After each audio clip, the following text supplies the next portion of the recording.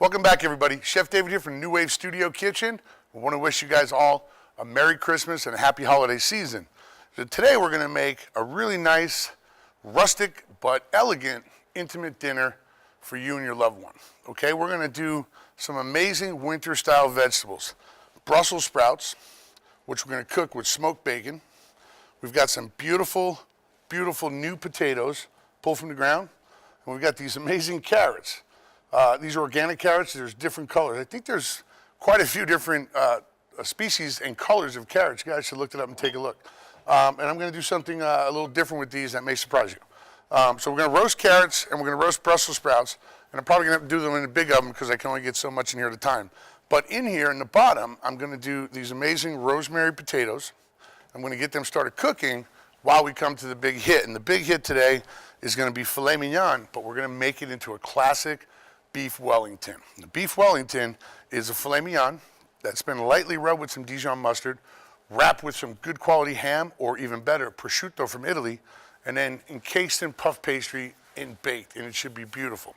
The key to beef Wellington is a classic accompaniment called duxelle, which is mushrooms and shallot and butter that have been cooked down until all the water comes out and it's dry. And that gets molded over the ham and the mustard with the filet, wrapped in pastry, baked in our New Wave oven. Okay, so let's get started. I'm gonna get started first on our Brussels sprouts. And I'm gonna show you what I'm gonna do. I'm gonna set my PIC, my Dorlon cookware, you know, great ceramic. I'm gonna set this on sear. And I'm going to get some bacon lardons in there. I think you guys have seen me do this before. A lardon is just a really thick slice of bacon that's been cut into about a 1/4 inch bar. You see that? So they become little bars. What happens is when you cook them this way, they render down in these crispy little awesome things. So we're going to get these going. We're going to get a little piece of garlic in there, a smashed clove, not finely chopped or sliced, just something that I can pull out later, but I just want that oil from the garlic to get into my beautiful Brussels sprout dish. Usually have my pastry scraper here. You see that sizzle already in the Dorlon? So we're gonna go big bacon today. We're not playing around, it's Christmas. Spend a little money. And this is very good bacon. It actually comes from Wisconsin, just north of where we are. And a very famous smokehouse, famous for their ham and their bacon products. All right, so bacon's in. We got this going. Now, I want to show you something on Brussels sprouts, because I get this question actually a lot on our Chef at New Wave website. So sometimes you get Brussels sprouts that are really big and kind of cabbagey on the outside. See how giant these are, and see how the stems spread out? And then sometimes you get these young, really little tight ones. And people always ask me how to clean them. Well, cleaning them is pretty simple. But we just trim them off the bottom. If any leaves fall off or any leaves don't look good, just get rid of them. They go in the compost. So you see here I've got a leaf with a little brown on it. I don't want that one. Brussels sprouts really aren't that expensive, and we don't need to eat the brown one. And then all I'm going to do is cut these in half. Okay? And these I've already trimmed, and I want to show you the ones on the cutting board I haven't trimmed. And then I'm going to toss these with that bacon, some fresh thyme, a garlic clove, just a pinch of black pepper, and I'm going to go easy on the salt right now because you probably heard me say when you add salt to vegetables, pulls out the liquid, makes them steam, and I don't want these steam. I want them roasted and brown and caramelized. Okay? The real big ones, if you want to quarter them, you actually can because the stem runs all the way through. Now, unlike a cabbage, where the stem is really hard and hard to digest, hard to chew, this stem inside the Brussels sprout perfectly okay to eat. So the bigger ones, you can actually quarter them if you can see that, okay? Leaves, of course, they go in our compost. And then I'm gonna show you these little baby ones. Here the bacon taken off, it's off to the races there. I'm gonna hit that with the black pepper now to let the oil from the black pepper come out through the heat and the fat of the bacon. Now the little guys, these look a little rougher on the outside, so we've got to take some of the outer leaves off. And these, the real small ones, I leave them whole. There's no reason. Just trim the stem a little bit, and the rough looking leaves, well, they got to go in the compost. They'll come back next year as Brussels sprouts. Little trim, dead leaves gone. This is the easy part of the dish, this whole dinner actually. What I like to get some of the easier things done first, kind of as a warm-up. Okay, nasty leaf there, gotta go. This guy I think we can cut in half, huh? Brussels sprouts are amazing. If you've never had them, please try them. It's a great time of the year to be cooking them for your family. Very healthy. And I always eat them roasted. Sometimes with some onions, sometimes with bacon. If I have a vegetarian friend over, obviously we skip the bacon, we just do beautiful onion. Sometimes you have, deep down, it's a little more dried. I don't throw it out. I trim it off. It's a Brussels sprout, doesn't have to look perfect. Okay, one more and we're done. And I'm going to show you how simple this is. Now I'm going to pop these in the oven. Now what I normally do when I cook in my new wave oven at home is, if I'm doing a dish with a vegetable, many times I put the vegetable underneath and put my roast or my chicken or my pork roast on top on a rack. Let it all cook together at once. But because I'm doing 3 different types of vegetables, it's 3 different types of cooking time, so we're going to have to split it up. But if you just want to do the potatoes and a beef Wellington, there's no reason potatoes can't go in now and get them started, and I'm actually going to do that. Bacon, getting rendered, getting crispy, looks good. Now we need some thyme. You guys see me use this all the time? All the time, get it? Just go in reverse and pull the leaves off. The little stems are very tender and those can actually stay in there. The rest, of course, will go back into my compost. But look up fresh thyme. It has a chemical in it called thymol. It's supposed to be very, very good for you. Anti-inflammatory, I think. Somebody sent me an email on that. Let's see.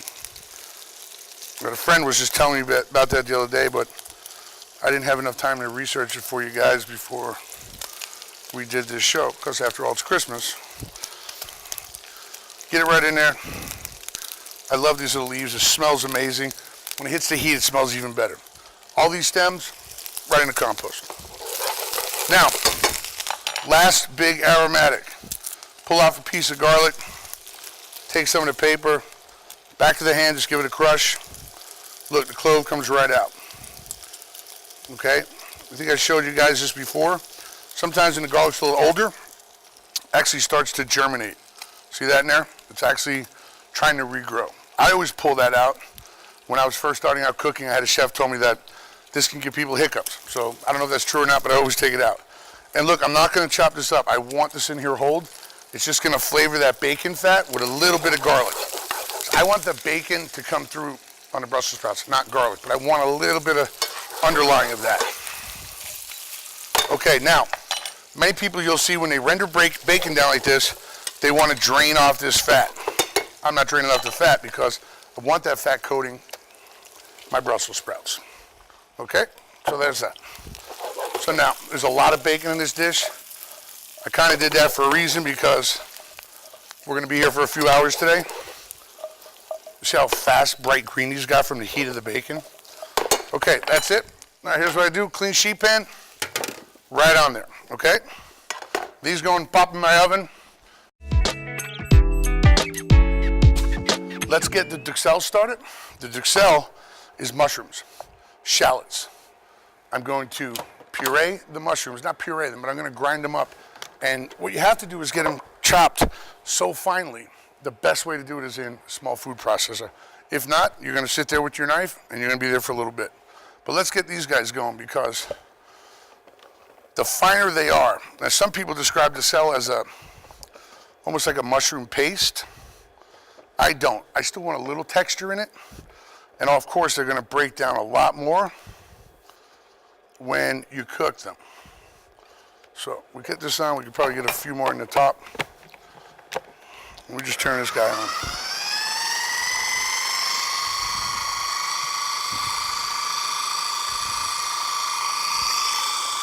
Okay, that's ready.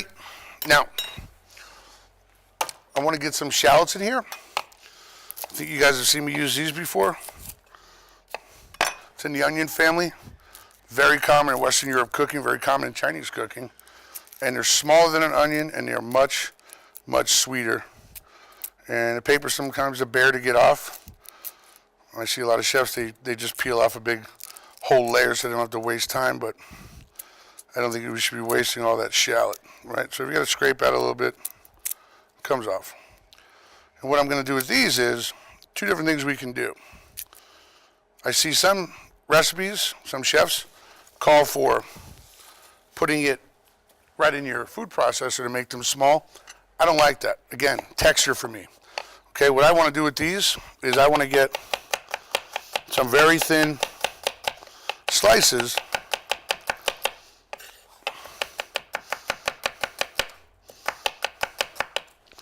and the reason I want to do that is because I want to get them melting. If I have them pureed in with the mushrooms, you're not going to see the texture. We're not going to get as much flavor as we've gotten from them before. So, we get this started. We get some fresh thyme in here. Once again, peeling them backwards, but believe me, it's worth the effort. Let's get some more thyme in there. Little stems are okay, big stems are not okay. But do the work, trust me, the thyme brings a dimension to this that you wouldn't believe. Okay? Just a few more, and then we're gonna get the mushrooms in. So I've got the mushrooms really finely chopped in the little food processor here. And again, you could do it by hand if you want. I didn't want. Okay. Let's clean up. There we go. Now these are going to go straight in. Now you can see how wet they are. Mushrooms have an incredible amount of water. So if we put this right away, when we assemble the beef Wellington, the problem is simple. What happens is all that water releases, makes the pastry mushy, and we don't want that. We save this one for later. It's actually going to go into my carrots. Where's my dish? I got a dish here. Okay, so shallots, thyme, these mushrooms, and I'm going to do something different that you don't see a lot of chefs do, but once these dry, and it takes a while to dry out all that moisture, I'm going to hit it with a splash of good Spanish sherry vinegar. I just like the dimension that brings to the dish. But you see how wet these are. It leaves water on my finger. We have to cook these au sec. In French they say almost dry. So we want to steam as much of that water out. So keep them moving and you have to give them a flip. Cooking mushrooms like this, the first inclination most cooks have is let me put a big blob of butter in there, which is what I would love to do, but it's going to take longer to get the moisture out, so don't do it. All right, so let's move on real quick. Let's do potatoes. So here's our new wave, all right? And I'm going to so what I'm going to do is I'm going to cook the potatoes in my bottom, put my Wellingtons on top and cook those. But I'm going to get the potatoes. Actually, we can start those now, and it couldn't be simpler. I have these potatoes. Now, the problem is some are bigger than other ones, and we have to make sure if we want them to cook evenly, the big ones are not going to cook at the same rate as the little ones. That's obvious. You guys know that. So what I do is I pull out the super big ones, even the Peruvian ones, and I'll cut those in half so they kind of match the smaller ones. Not that big a deal, okay? I like to cut them in half lengthwise. Also, it gets a nice caramelization on the cut side, which is really nice when you present it. Okay, and this is just going to get a little olive oil, a bunch of black pepper, and some fresh rosemary. That's going to be amazing. Now, if we wanted to mix in a little shallot in there, we actually could. Nothing wrong with a little onion flavor in your potato. We could take care of that. And then I'm going to get the rosemary in, right? And we'll do something nice on the bottom of this pan. See what I mean? When it doesn't peel easy, you end up losing a layer. But in the interest of time, we got to lose one. So look, let's cut this one same way. We're going to cut it thin, but we're going to cut it country style. All right, and these can go mixed right in with the potatoes. And then rosemary. Now again, you could chop this up finely, not me. I like them in whole like this. I don't mind the rosemary after it's been cooked. Some people, they want it chopped fine. I don't think so. I'm already crushing these leaves so that rosemary oil is already coming out. These, compost. Okay, olive oil, good extra virgin, 2 tablespoons. A lot of black pepper on this. Simple. See the color of that olive oil, how yellow it is? It's beautiful olive oil. Just make sure everything's coated. Now again, what aren't I putting on here? Salt. Salt's gonna pull the moisture out, and I don't want these to steam. I want them to roast and caramelize, okay? That's gonna be a beautiful dish. Shallot jumper, let's get these guys in. Get all that shallot and olive oil, all that goodness in there. I'm actually gonna save this and do my carrots in there. So here, watch what we do now. Get this guy back on. And this is gonna go 350. The cook time, let's do 45 minutes for now. We're gonna let them go probably about 25 minutes, and then we're gonna have our beef Wellington to put inside, and both will come out at the same time, okay? So I'm gonna finish drying off the duxelle. And as soon as we come back, I'm gonna clean up a little bit. We're gonna get our carrots going, and then we're gonna assemble amazing beef Wellington that you can make for you and your loved ones on Christmas. Welcome back, everybody. Chef David here, cooking Christmas dinner for you in the New Wave studio. Okay, so we got our potatoes roasting away with fresh rosemary, some shallots, olive oil. In the oven over there, I've got beautiful Brussels sprouts with amazing Wisconsin smoked bacon. Last vegetable for this beautiful dish for you and your loved one are going to be these organic carrots. We've got these yellow ones, we've got the traditional orange, and these amazing purple red ones that I really like. So what I'm going to do is, let me show you how to get these prepped real fast, toss them in some olive oil, get those in the oven. In the meantime, this is the duxelle. This is the mushroom, which is the base flavor for our Wellington.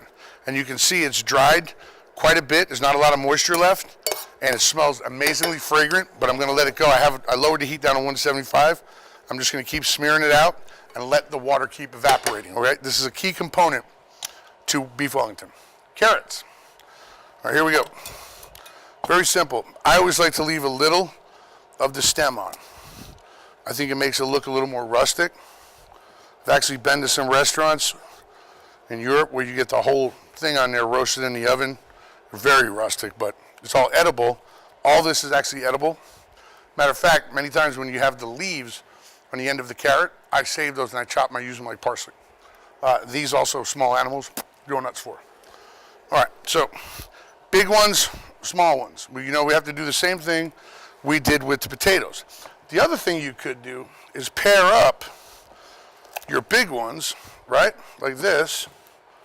Get these super guys, compost, and do another dish with this on another day. And then save the smaller ones and cook those. Depends on how many people you have. And the reason I tell you that is because the small ones obviously will cook much better. In order to make the big ones cook at the same rate as the small ones, I'd have to cut them in half, lengthways at least, and in the case of the big one, I may have cut it this way, but then they won't look uniform. And what I'm looking for here is something very, very uniform. Now these are organic, and many times on a carrot you'll have little dirt up here. It's just soil. You can rinse them, you can wash them off, you can eat it. It's just soil. It's not going to hurt you if you know where your carrots come from. If you don't, well, can't help you. Also, you'll know that the organic ones seem to have more of these little hairs growing off the side. They're just little baby stems. And the reason you see them on the organic ones, you don't see them on the ones in the grocery stores, because those have been scrubbed or cleaned or processed. These haven't. These came from the farm to us. We're lucky out here in this part of Illinois. We have quite a few friends that look after us.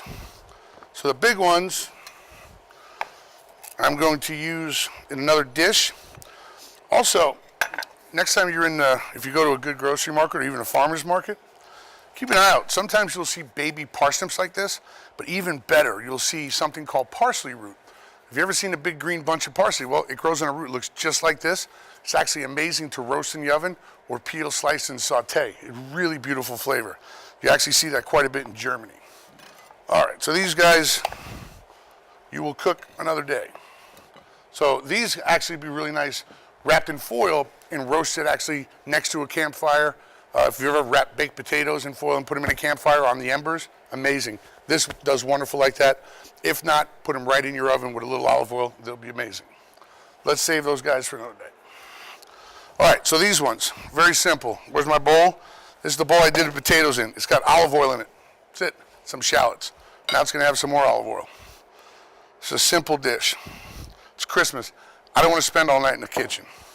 Little black pepper. Okay? And then in this, they're going to get two things that you don't normally see with carrots. They're going to get a big, fat pinch of chives, and they're going to get my caraway seeds. Believe it or not, caraway seeds and carrots, very, very common. And this is going to be about a good teaspoon. You can also grind these up, but I like the whole seeds. I like the way they taste better. It's like when you get them on bread. Real quick, just give them a toss. And these are actually going to go right on a pan in the big oven again. That'll save us some time so we can get to Christmas. And again, when you mix something in a bowl, don't leave that behind. It's got to come out.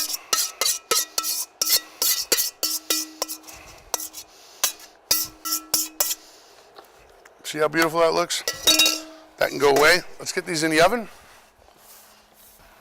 Look how amazing these Brussels sprouts look, guys. I don't know if you can see this real quick. And I'm going to keep them warm so we can eat them later. But look, the big ones that I didn't cut in half cooked at the same rate the big ones I did.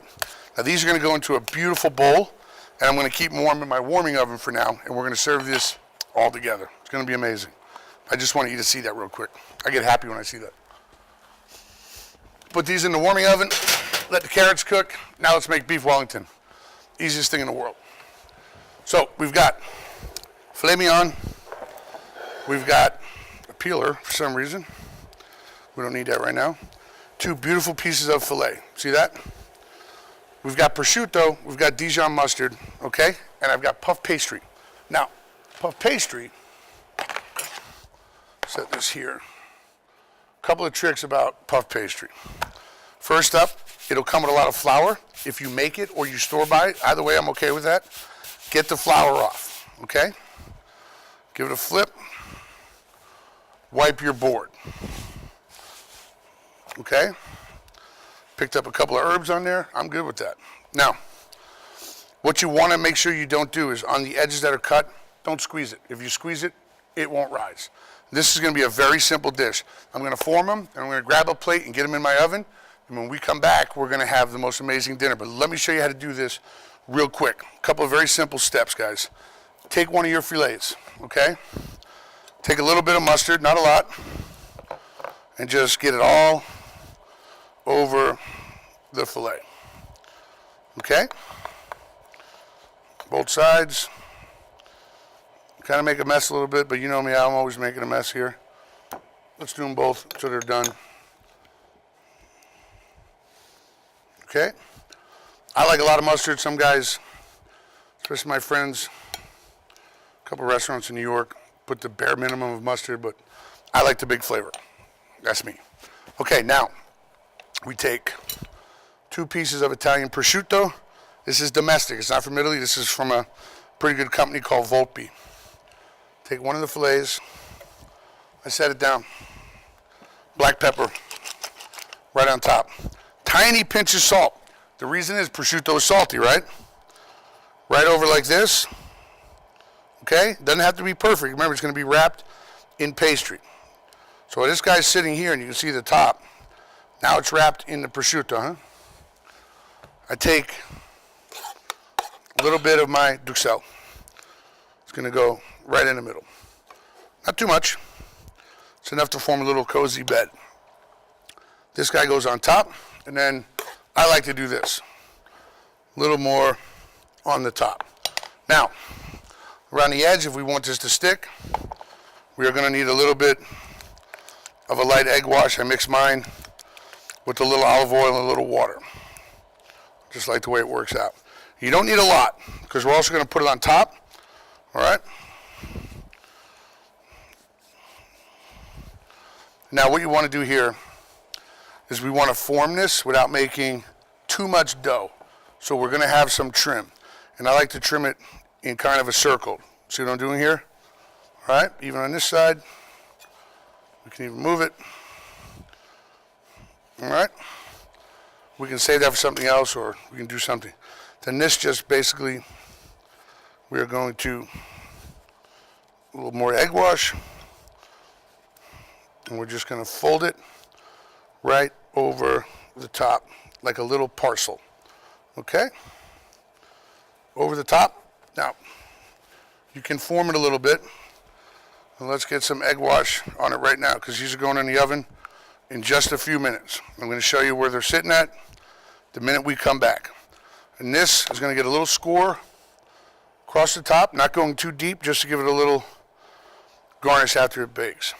As soon as we come back, I'll show you how to finish the dish.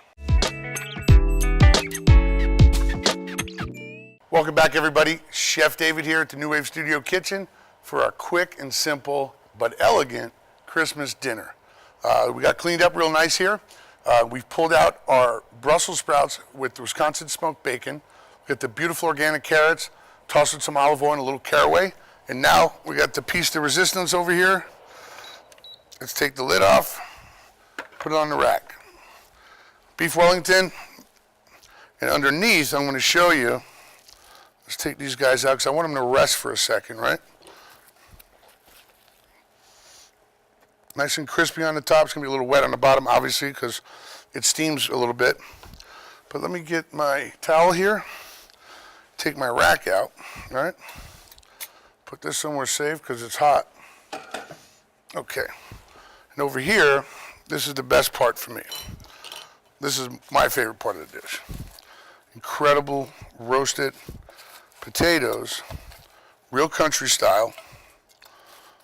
I like the Peruvian purple ones. These are called Russian banana potatoes or fingerling potatoes. And I've even got some little rose colored ones. Or actually, when you cut them, they're pink inside. So we're getting really good access now to beautiful food. Now this is very simple, very classic. I don't want complicated. It's Christmas. I don't want to be here all day in the kitchen.